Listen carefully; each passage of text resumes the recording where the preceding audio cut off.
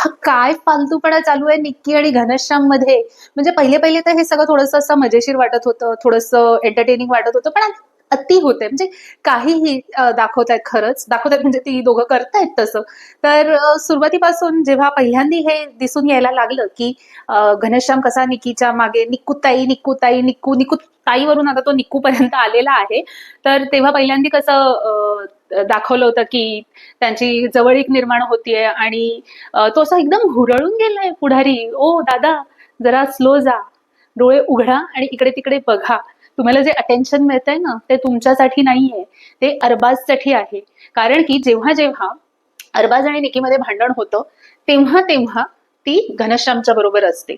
म्हणजे अर्थात ही निकीची टॅक्टिक आहे, हे निकीला पूर्णपणे माहितीये ती काय करते ते. पण घनश्यामला हे समजतच नाहीये.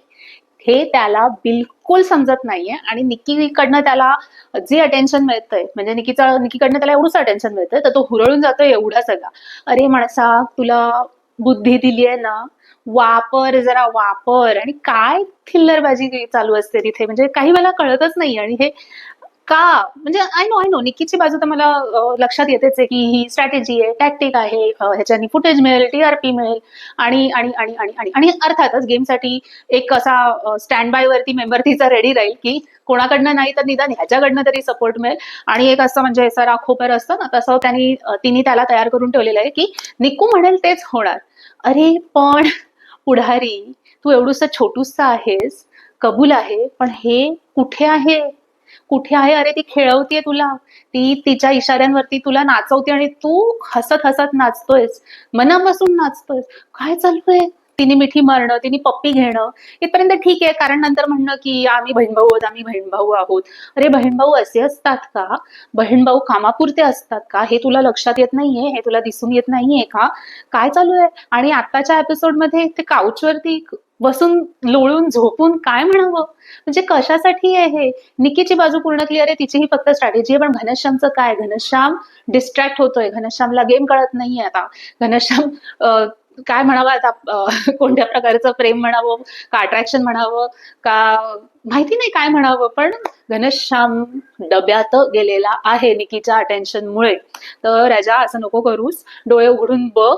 तिची गरज संपली की फुटबॉल प्रमाणे ती कधी तुला लाथ मारेल आणि तू घराच्या बाहेर जाशील हे तुला समजणार सुद्धा नाही. तर प्लीज जरा डोळे उघड आणि बघ इकडे तिकडे. गेल्या वेळेला सुद्धा जेव्हा अरबाज बरोबर बाचाबाची झालेली तेव्हाच तिने तुला अटेन्शन दिलेलं, तेव्हाच ती तुझ्याकडे आलेली होती. आज सुद्धा जेव्हा अरबाज आणि तिचं भांडण झालं, थोडीशी रडारड झाली, तेव्हाच ती तुझ्या बरोबर आहे. तर प्लीज हे समजून घे, हा पॅटर्न नोटीस कर आणि खेळ बाबा. हे काय चालू आहे, काय म्हणावं? आणि ह्या दोन घटनांच्या मध्ये जेव्हा सगळं त्या टीम ए मध्ये चांगलं असतं, निकीला पाहिजे तसं बाकीचे त्या टीम मधले करत असतात, तिला अटेन्शन मिळत असतं, तेव्हा तेव्हा ती येते तुझ्याकडे नाही. कारण तेव्हा तू तिच्या मागे मागे गोलगोल गोलगोल गोलगोल फिरत असतोस, निक्कू निक्कू निक्कू निक्कू करत. आणि ती तुझा वापर फक्त आणि फक्त अरबाजला जळवण्याकरता करते की कसं मी अरबाजला इग्नोर करते आणि कसं मी घनश्यामला पॅम्पर करते किंवा त्याच्यावरती अटेन्शन देते. तर हे समजून खेळ मित्रा. डोळे उघड आणि लवकर आजूबाजूच्या गोष्टी ध्यानात घे, नाहीतर तुझे डोळे उघडेपर्यंत तुझं एलिमिनेशन झालं असेल. विचार कर नक्की.